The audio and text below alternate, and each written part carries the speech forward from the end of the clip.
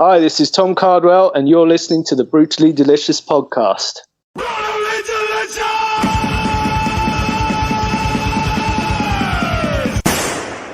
Hey, you're listening to the Brutally Delicious podcast. I'm Bruce. And I'm Chris. Today we've got Tom Cardwell. Many of you may not know him, but he is a university lecturer, a painter, and a researcher currently studying for a PhD project, which he uses paintings to examine the customized cutoffs worn by heavy metal fans. And you're going to love this title. His thesis is titled Still Life and Death Metal Painting the Battle Jacket. So last week, we were talking about Skid Row and how Sebastian Bach had said, hey, come join me. And Yes. no one would, except for Rob Affuso, the original drummer, is in. I saw you sent me that, and I was kind of stoked about it. That's pretty cool. You also sent me a lot of stuff that made me sad, because here I am sitting in my bedroom doing a podcast, and half the world is recovering from 4 days of Hellfest. Oh, God. Did that not look awesome or what? Yeah, so we're probably not as cool or as metal as we think we are, because we were not at Hellfest. I'm sitting in the bedroom here. No, my good friend Andy was sending me photos and mocking me the whole time. Yeah. I was like, you asshole. I know. I was just going, my whole feed was just filled with people with pictures and videos and, hey, look who I ran into at Hellfest. I'm like, wow, that's great. Oh, man, it looked amazing, didn't it? I didn't Oh, know. looks killer. I didn't know Gojira was playing Hellfest. I didn't see them on the bill, but apparently they played.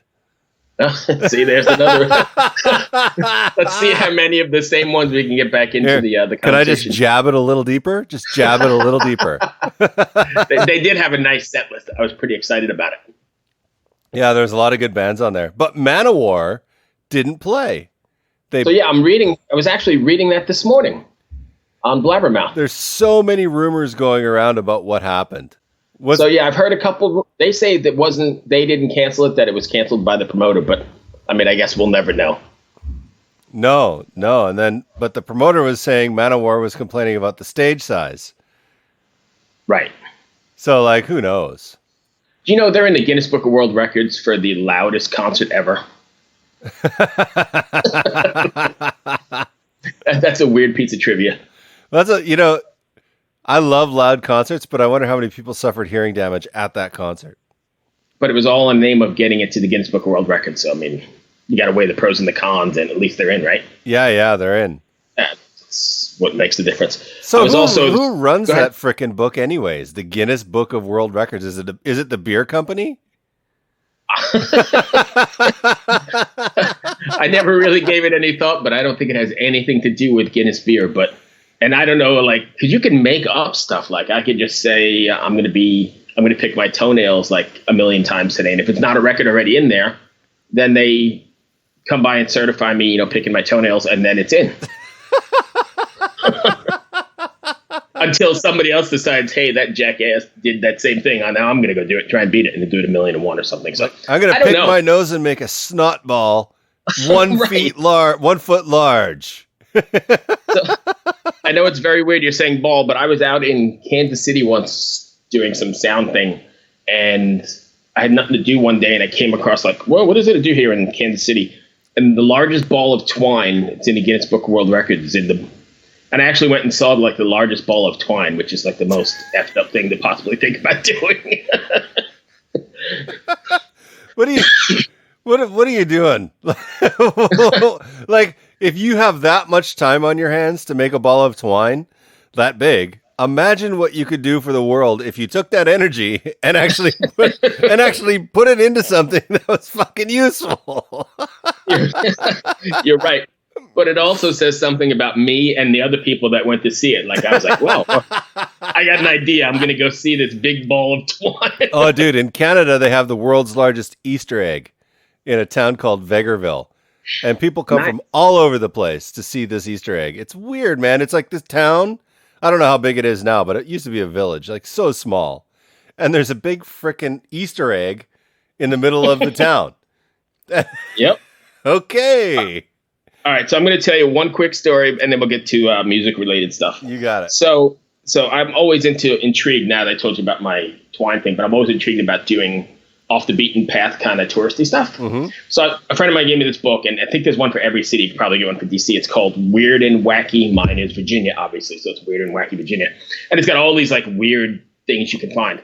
So some guy, like 3 hours from here, decided to build an exact replica of Stonehenge out of styrofoam, and he called it Foamhenge. Where is this? It's just west of me, probably. So check it out. So one day, I had been dying to go. It was like on my bucket list of things to do one summer, and me and my son were traveling all over the place. Yeah. So one summer, I got my wife in the car. We went out to somewhere else, and I'm like, I'm going to find Foamhenge.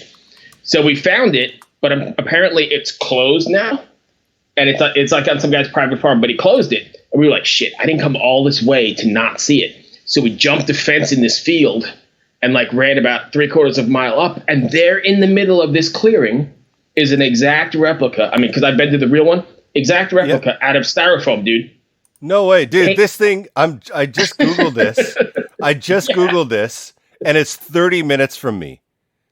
Oh, you got to go. But it's closed. You just got to hop the fence, and you won't get arrested, because when I got in there finally, there was like a dozen or more people. They were all just like hanging out, taking pictures and stuff. It's totally the footage, the square footage, the circle, the size of them. Everything is perfect. It's painted gray. It's styrofoam. And it's called Foamhenge. Dude, I had no idea. That is like, I almost bought a house near that where it is. Cox Farms in Centerville. Oh my God, I gotta go see this. You could drive right by it because it's closed, but my wife parked like on the dirt road.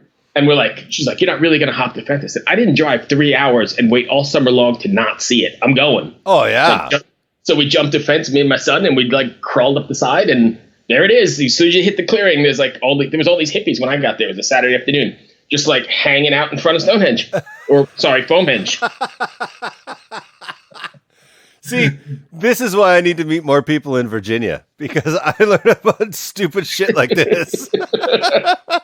Get the book. You can go to Barnes and Noble. You don't even have to buy it. Just peruse it while you're drinking coffee. Weird and Wacky Virginia. We found so many things in it that we've gone and visited. You'd be like, what the hell? I didn't even know. Why would somebody do this? There's a town somewhere near you where a bunch of you got to think I'm making this shit up, but a bunch of the midgets from give me the movie. Hurry up. The Wizard of Oz. Yeah. They formed a town, and it's a miniature town. Like everything is their size. It's now defunct, but it was like right up by you, and it's probably still available. Midgetville. Look up Midgetville right now. Oh my God. Okay. I gotta look at this up, because right now I'm just dying. I now know what my weekend is gonna consider or consist of. Midgetville in like Northern Virginia or DC. I don't know which one it's called. Midgetville. Wikipedia. You found it, right? Yeah. I'm just trying to see. Fairfax County. Oh my God, it's right beside me. It's literally like 15 minutes from here. I think it's gone, but maybe it's just gone and not a town anymore. You might be able to go see it. Oh no, it looks like it's gone. But that's the things that so we had a whole summer where me and my son were like, let's pick this book and do something weird every freaking day while we were off. On our days off, I'd go through the book and go, all right, this is what we're doing today. Like there's something in Richmond about the vampire. There's like this vampire grave, the Great Richmond Vampire. And we went there and found it in the middle of this Hollywood cemetery that's all like presidents and stuff. Right in the corner, tucked in neatly, is this vampire guy. He's got a whole legend. Okay, it looks like Midgetville is still there. See? Except somebody bought the land and they now own it. So they're maintaining it, but they're not letting people see it. But people are sneaking on to see it. That's what I told you. Like Stonehenge, the guy's got it private, but everybody jumps the fence and goes. You know, talking about Foamhenge, I was watching. I was watching Spinal Tap. Oh yeah, it was on TV the other day. 13 inches instead of 13 feet. Or the part where they're trying to find their venue and they're like lost in the back and they're going all around. Hello, Cleveland. Or they end up playing a puppet show. It's just that's good stuff. All right, so I guess we need to. Well, I wanted to do two things. One, we need to get to the metal stuff because we're going to be talking to this guy in about 5 minutes. But Second, I think we need to send out some, I don't know if you saw the news, but Dave Mustaine's got throat cancer. Oh, dude, terrible. Yeah, so we're going to send some positive vibes, and if you're a prayer or a good vibe sender, let's all send our vibes out to Dave. All right, so did you get a chance to look at it? Sorry, I didn't even know what. I was just meditating. I was meditating for Dave. Yeah, I didn't know what to say about that, so I moved along. The look on your face is classic. All right, have you looked at any of Mr. Tom Cardwell stuff? So he's done a bunch of. He's a professor again, so sort of like our buddy, Mr. Varon Swami. But he's doing his PhD on. Actually, I'm going to read it to you right here. It says, where Dutch still life painting meets heavy metal, the art of the battle jacket. So not only is he doing his PhD thesis on those battle jackets, which I've always been intrigued by when you go to those shows. I don't have one now. I mean, as a kid, I had a denim jacket with painting the buttons on it, but nothing as elaborate as they get now. And then he also has an art gallery where I want to talk to him about, because I believe he's painting them too. He's got an art gallery in London right now. Like, these are ridiculous. Yeah, that's what I found. I was like, man, this guy's great. Let's see if we can get him on and talk to him. So I think this is going to be kind of cool. I'm interested to talk to him because we talked to our buddy Varon Swami there, and he had that whole scholarly take on the metal world, and this is going to be another rabbit hole we can go down. I want one of these jackets. Hell yeah. Like, I'm looking at this Judas Priest one is just unbelievable. Yeah, well, you can't have that because I already was looking at it and claimed the first. You can have the Motorhead one. What about this other one? Is this the Grateful Dead? Is this what this is? Oh, I know. I don't know what that is. That reggae looking one down there? Yeah. Yeah, I don't. Maybe Jerry. I guess it is the Dead, right? Because it's got. I don't know. Yes, that's pretty fabulous. Hey, Chris, meet Thomas. Thomas, meet Chris. Hey, Thomas. Hi. How are you doing? Good. Yeah, call me Tom. All right, Tom. How are you? I'm fine, thanks. Awesome. Thank you for taking the time to do this. I know it's late in the day over there. Yeah, not too bad, actually. We're in the afternoon, so it's pretty civilized. Is it tea time? Not. Yeah, probably. I don't really drink it, but yeah. Sorry, that's all I really know about being over in Europe. So I got a couple questions to start. First off, have you gotten to any of the European festivals yet this summer that we're all drooling about over here? No, I haven't been to any festivals yet this year. I'm just looking at a couple. There's a couple of good ones coming up. Bloodstock is always good, and there's one in Birmingham called Supersonic, where we've got thesis and Godflesh and people like that. It's looking pretty good. But I guess being in London, I'm pretty spoilt for any bands who come over tend to come through here. So we get everybody really. We were looking at some pictures of our friends from Hellfest over the weekend and drooling about it because I wish I was there. That's some kind of festival going on there. Yeah, that's amazing over there. Yeah, and you got Varon and all that kind of stuff. Europe is very, very good. Yeah, that's like the Holy Grail, Varon or Wacken or however you pronounce it. Yeah. It's like Glastonbury. I think the tickets go within minutes. I think I've even heard of people being at the festival and they release the tickets for the next year during the festival, and people are kind of in their tents booking on for the next year and that kind of stuff. I don't know if that's true. Really? That's what I heard. Someone told me that. Yeah, I don't know. I've never been, but right. Yeah, it looks like it sells out fast. I was looking on their website the other day, and it said there's no tickets left, but there may be some through resellers if you contact them. I was like, okay. Wow. A friend of mine is photographing, being a photographer at Vaken. And he's like, anyone want to be a cameraman for the weekend? His Facebook was just jammed full of yes. Yeah, I wonder how he picked that person. Yeah. Yeah.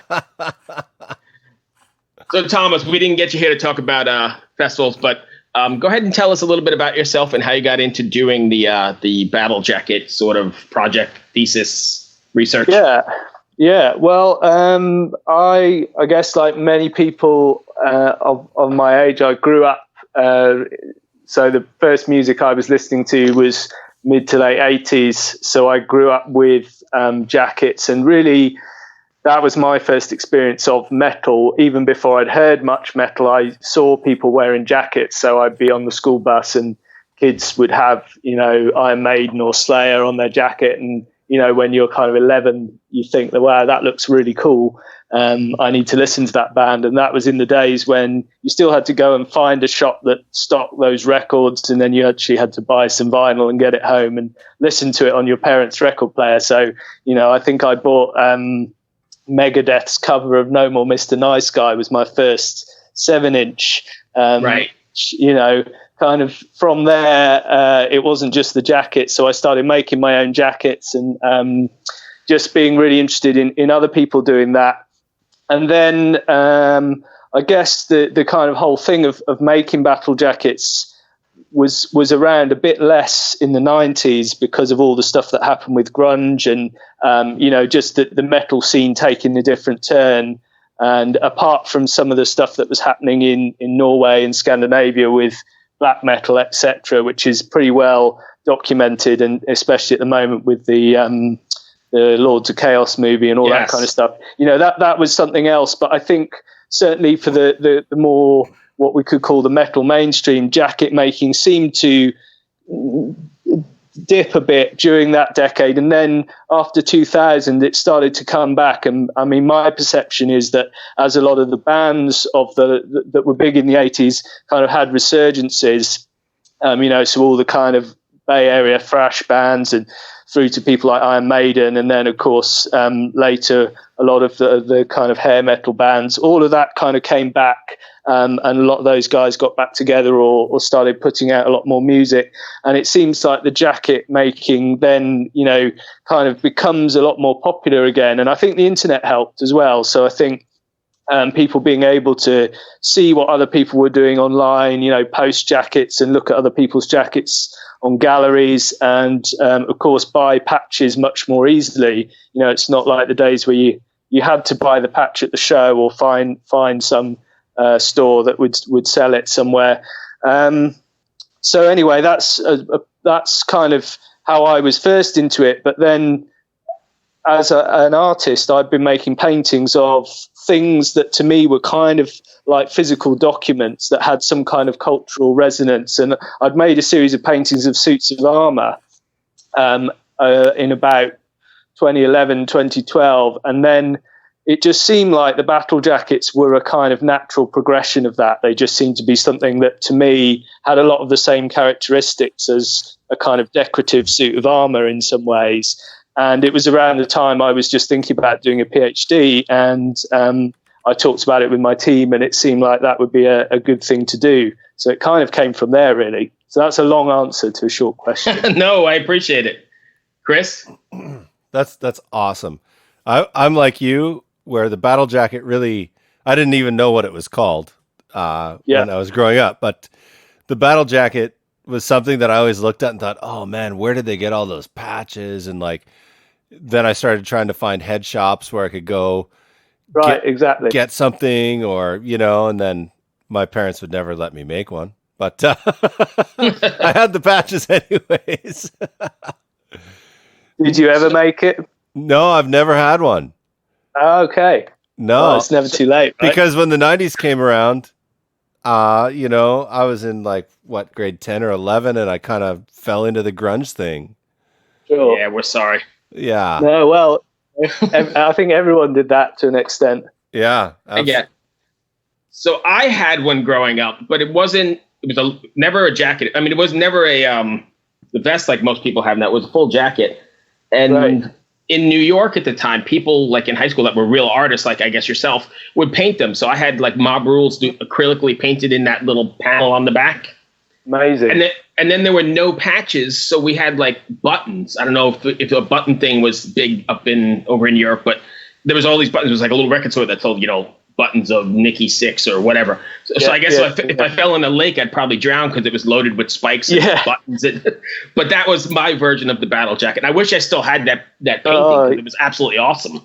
Yeah, I'd love to have seen that. And actually, because interviewed a lot of people about their jackets, and I've photographed a lot of jackets as well as making the paintings. And some of the ones that I'm most interested in are those where people have either hand painted, or actually a tradition which seemed to happen around the late 70s before the patches were being mass manufactured, is a lot of people, at least in England, were hand embroidering their jackets for themselves. Oh, wow. So Yes, I remember that. Yeah, there are amazing jackets I've seen where people have done the whole, multiple logos, and it must be hundreds of hours of stitching, let alone sewing on a patch. It's actually creating the whole thing through embroidery, and often people who had not, didn't have any kind of training in that. So I think that kind of hand making is one of the most interesting parts of the tradition, actually. I didn't know that. That is amazing. Yeah, I would love to see some of those jackets. Yeah, I can. You can have a look at the in my article. I've got some examples, which is on my website there, so you can just have a look. Yeah, I'm scrolling through it right now to see. Do you think that this the battle jacket has evolved into some sort of uniform? I guess loosely. To an extent, I think it's becoming. I'm seeing around a lot of people who are obviously fairly new to making them, and are kind of picking it up as it's become more popular, and as I say, through kind of what you can see on the internet. I think in a sense they're becoming, probably if you went out and sampled 100 jackets at a festival or a concert. I think festivals are the most interesting because you get a mix of people, rather than just there to see one band. Right. And there is perhaps a kind of a similar look to jackets that have been made fairly recently, because people are tending to have the same patches or the same kind of patches from the same places. So in a way, maybe it's become a bit of a uniform. And I know that some of the big metal merch stores sell these kind of pre-made, so you could buy like a cut-off shirt or a vest already with a print on the back of, so they'll do one for Motorhead and they'll do one for Maiden, right, they'll do Metallica, and so you can kind of pick it up off the peg and then add your own stuff to it. So in that sense, like everything these days, it's become a little bit, it's possible to buy it a bit more off the peg, which, I wouldn't. I know some people would be quite against that, and I think it's not as good as doing it from scratch, but I certainly wouldn't want to, look down on however anyone wants to put one together. Everyone's got to start with something, right? So I think, but in a sense of a uniform, in a way, perhaps it's become, but probably no more than it was in the early 80s, mid 80s, I would say. Not really, no more than right. Punks making a jacket with safety pins and bondage gear and stuff. That was as much a uniform as this is now, I think. And still, I would say that you go to a show or a festival and probably only about 1 in 20, say, people will be wearing a battle jacket. Most people would just go for a t-shirt, and it's still not, every fan's got one, I would say. Right. So I've got 2 questions, and I'm hogging the conversation here. Sorry, Chris. But yeah, I have a short attention span, so while they're in my head. First, are you finding in your research that there's no age limit? I know you said Chris is not too old to start now. So, people from, like my kids' age all the way up to me or older are still involved in this battle jacket phenomena? Yeah, absolutely. I would say that there's a real range, that there are, I've met fairly young fans of maybe early teens who've got really excellent jackets, and in some case, one kid told me that he got a lot of the patches from his dad, and so there's that kind of, in some cases it's even being kind of passed on. So I don't think it's about that you need to be older to have a good jacket, but often some of the really good jackets are from people who've been making them for years and years, and have, the patches really do reflect that time they've spent going to shows and listening to different music through their years of their life. So I think, yeah, there's all kinds of people making them, and I've noticed that it's becoming, I guess, like the whole of the metal scene, it's becoming a lot more diverse as well, in terms of, it's no longer just sort of youngish white men making jackets. There's all kinds of different people. It's really becoming a much more diverse scene, and I guess that's the whole metal scene generally, really. But definitely you see that reflected in jacket culture as well. One thing that I was thinking about, excuse me, as we go through this conversation is like metal music has always been kind of an outlet for people that had more kind of extreme, not views, but they're attracted to a more extreme art form, and the jacket kind of symbolized that personality in a way for me. How do you feel about stores starting to like mass manufacture these jackets and sell them online? Yeah, so I mean, I've been really interested in the way that I guess there's been a wave of, certainly over here, and I would imagine it's been the same in North America as well. There's been a wave of the mainstream fashion labels using metal merch as a kind of as a look over the past couple of years. So, and I actually did a paper on this in December called They're Selling Slayer Shirts in Primark, which Primark is a store like Walmart, and that kind of, it's absolutely. that kind of level of. So I'm really interested in that. And again, I think on the one hand, there's tons of stuff online of for and against whether this is, the ultimate kind of sacrilege for a metal fan to see these bands kind of, license their stuff to these big chains. But on the other hand, I think it's always interesting to stand back, and whatever our view is on that is to say, well, why is that happening? There's something really interesting there. And for me, there's some interesting stuff happening as well with the way that, say, a lot of hip hop stars were wearing a lot of band jackets and T-shirts, and I was just going to bring that up. I was just going to bring that up. Oh, go ahead. No, I was just wondering, in the hip hop genre, it's also kind of well, not all of it, but a lot of it is also quite extreme in terms of content, lyrical content and musical content. Right. It actually shares quite a lot with heavy metal in a way. And I guess.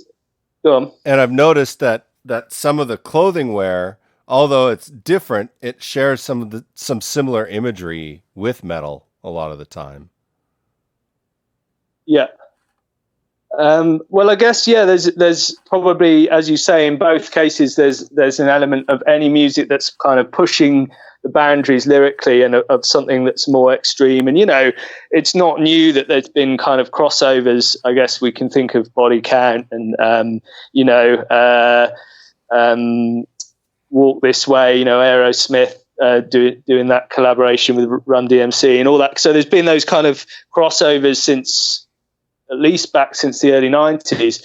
And even some of the, I guess, like the Beastie Boys had that kind of link up, and then all those New York hardcore bands like Biohazard, and so there's been these crossovers, which I guess, as you say, it's something to do with people wanting to not just listen to music that's about something extreme, but also representing that. And I had an interesting discussion with a friend on this recently about there was a Cannibal, sorry, it wasn't Cannibal Corpse. I'm trying to think of the band. There was a T-shirt that was allegedly banned for a while for being super offensive, and I guess we can all think of examples of some of the more extreme shirts that are out there.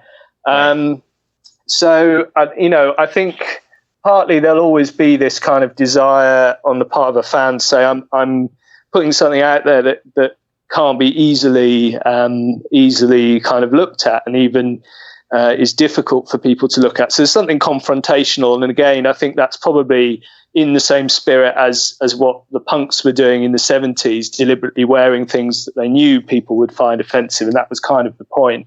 Yeah. And I think that obviously as metal as a scene has grown and matured, and the people in the scene, it spans all ages now as the people who were probably starting it out have got older. I think that maybe, most of us probably get a bit more mellow as we get older, but we might still like some of that same music. So another guy actually, I posted an image on Instagram of a jacket I painted that had a creator back patch with the head with the skin's been peeled back and you can see the brain, and it's quite a graphic image. And one of my friends posted on there that a friend of his had worn that shirt to his grandmother's funeral. And,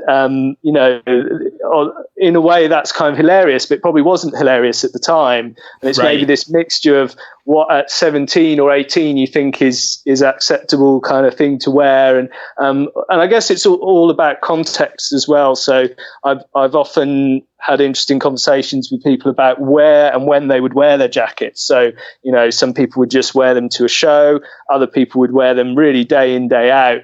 And the whole thing of, would you wear your jacket to get a flight? Would you walk through security? Would that be a problem? And increasingly, probably these days, I would say not, a lot less so because of the diversity of what's acceptable to wear in culture in general.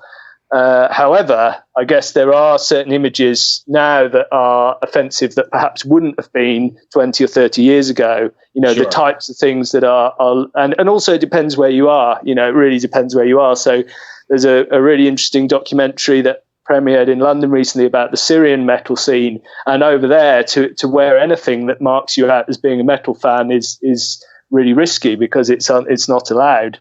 So, I guess a lot is context really in London these days, or I guess in New York or in LA or, any major Western city. Probably you have to go quite far to really shock people in terms of wearing metal imagery. And maybe that's why some of the extreme bands push it further and further. But I don't know if I've really answered your question. I think I've gone on a tangent there. That's okay. I love it. You said something earlier about that guy wearing it to his grandmother's funeral, and it reminded me of I was probably grade 8 or 9, and I got a Motley Crue t-shirt with a pentagram on it.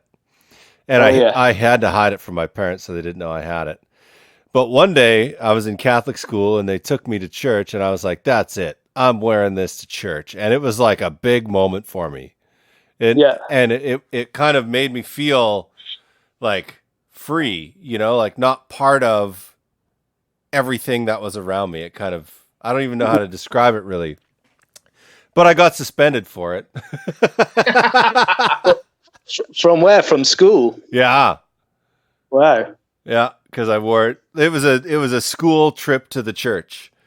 As if I needed that. But I was like, you know what? Screw this. I'm doing this because this is who I am. I like Motley Crue. And you can't tell me I'm not allowed to. So I wore it, and I remember this nun just went up one side of me and down the other and told me to put a jacket on, and I was screaming and yelling at her. I was pretty young.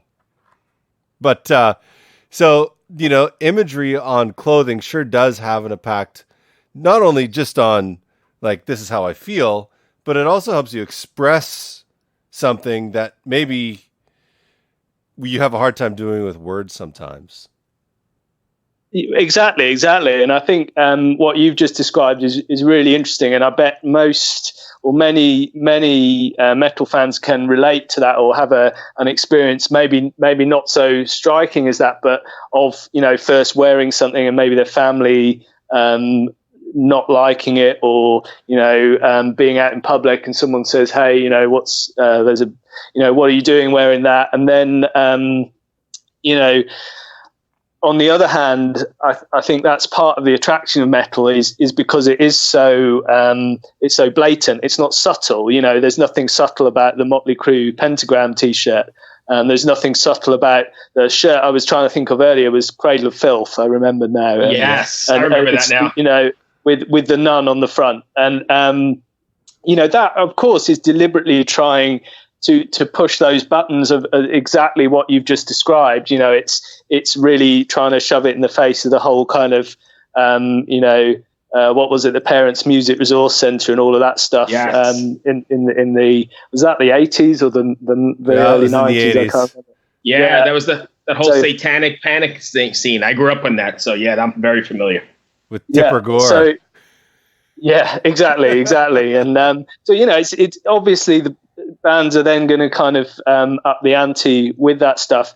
But I think certainly thinking about going back to for myself when I was describing kind of seeing people wear this stuff when I was reasonably young, and to me that was it was a little bit threatening. Seeing a kind of I remember seeing the first Iron Maiden t-shirt I think I saw, which had, I think it was Seventh Son of a Seventh Son with, Eddie's kind of decapitated head with a fist coming through it. And, 11 years old, you're like, whoa, that is kind of amazingly cool, but also a little bit frightening. And you think, what kind of person would wear this? It's kind of like, and then you get the kind of Metallica, I remember Damage Incorporated, you got the skull with the clubs shoved through it, which is like this kind of, what the Vikings used to do when they conquered people, so it's really tapping into something very, very, this kind of, atavistic kind of violence, which for parts of the world, at least, are not part of daily life, but for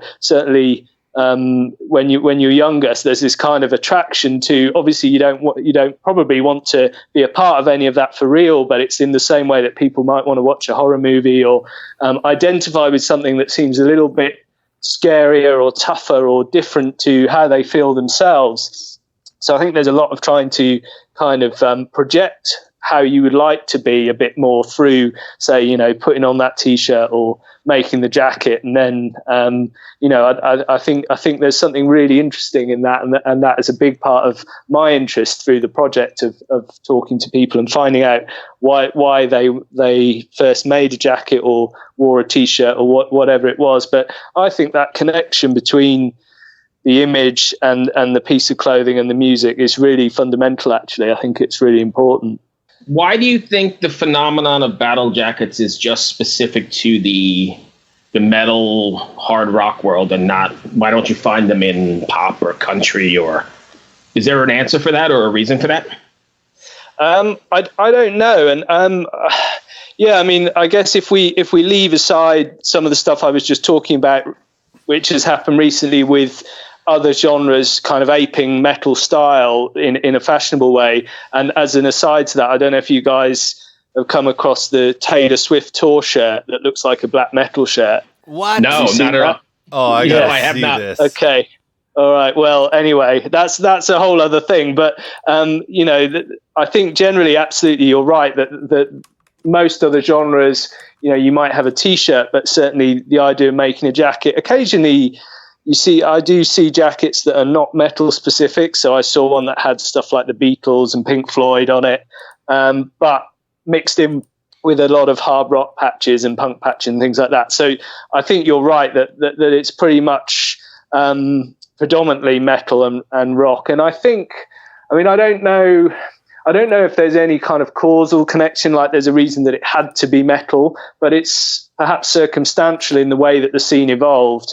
And thinking about maybe the connections into the beginning of metal in the late 1960s through a big part of that being biker culture and what are called the patch clubs, the Hells Angels, etc., who were customizing jackets for the clubs since post-World War II.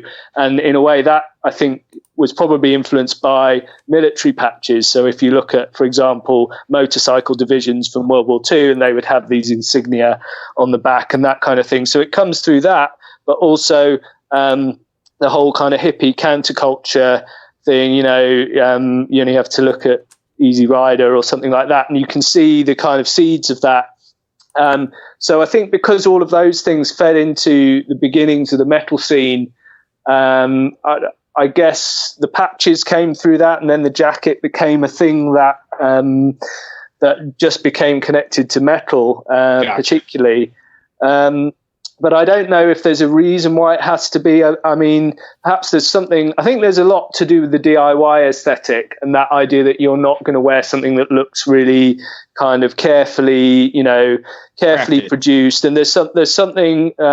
As one person I interviewed put it, it has to have a bit of chaos about it. It shouldn't look too perfectly designed, too neat. There's often that, patches are hand sewn on and perhaps quite roughly sewn on, and you get into the kind of crust punk scene and people are sewing it on with white thread so that the thread shows up and stuff like that.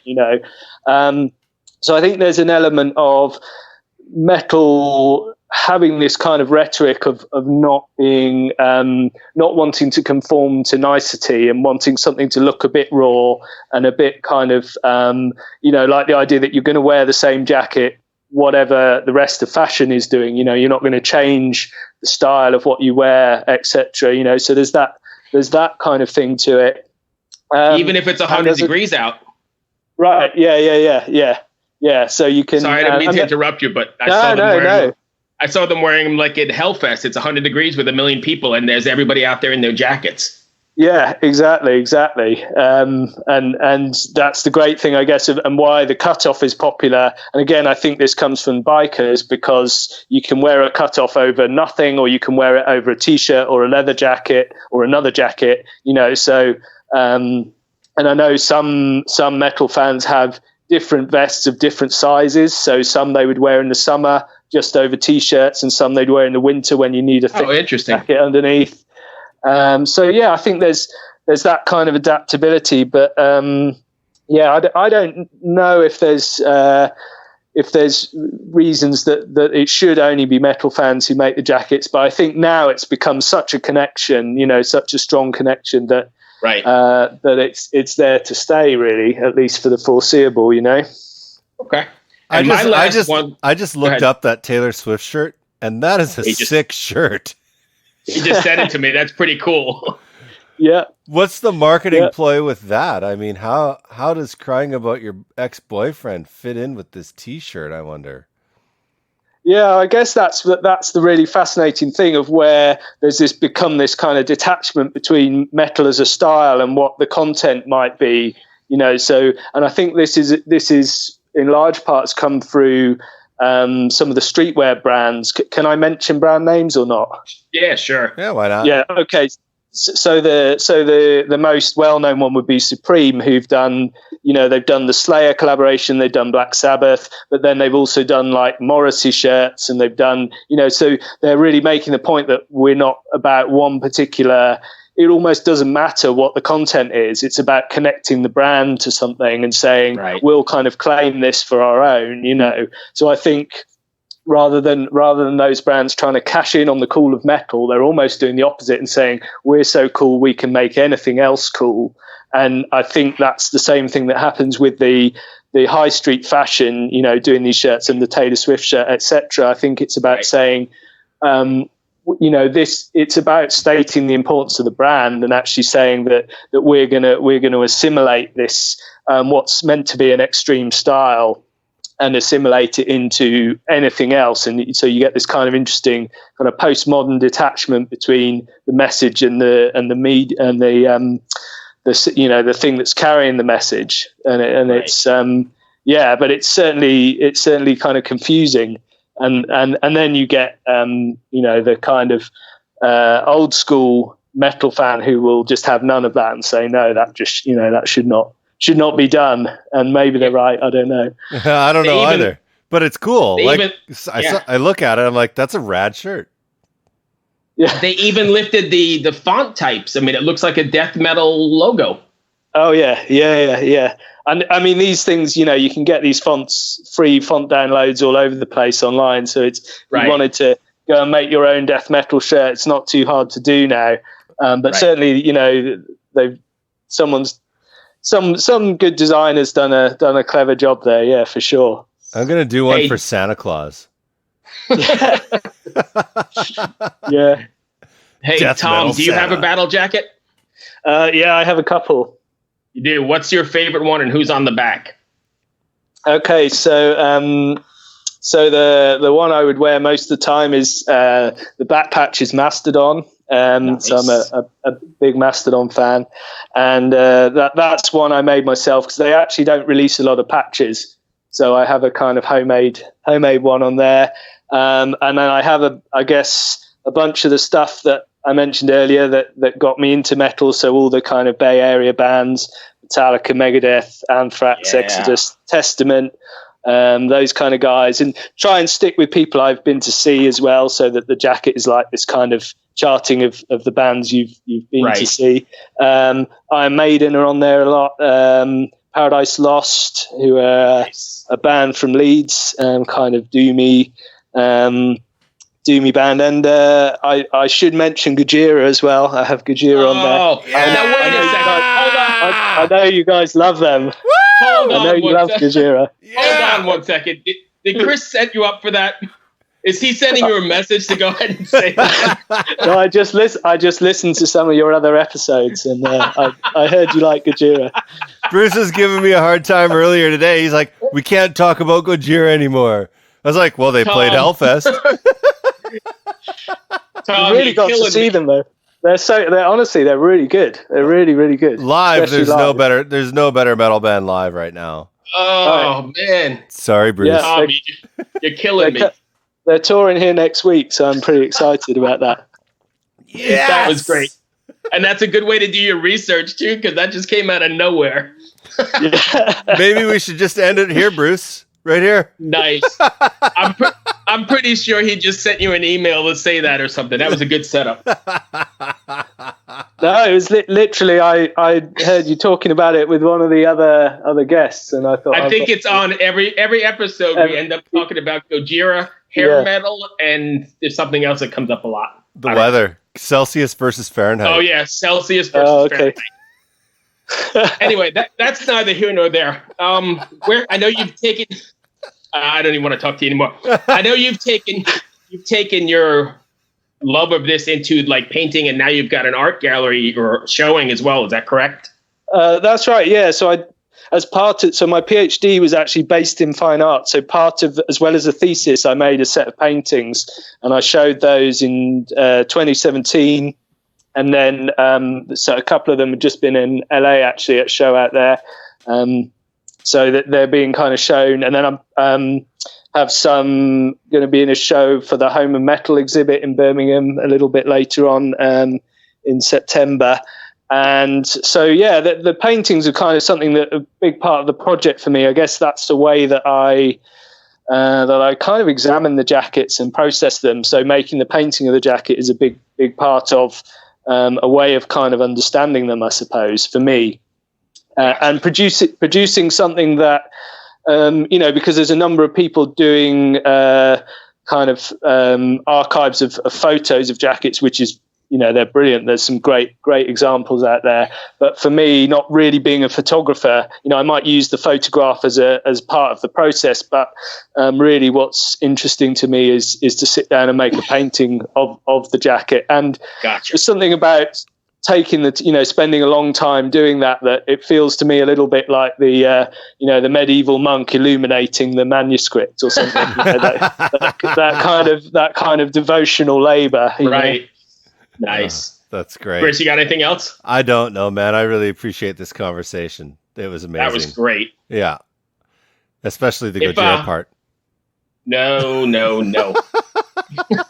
Hey, if anybody listening is interested in your work, where can they find it, and where can they find your paper if they want to get?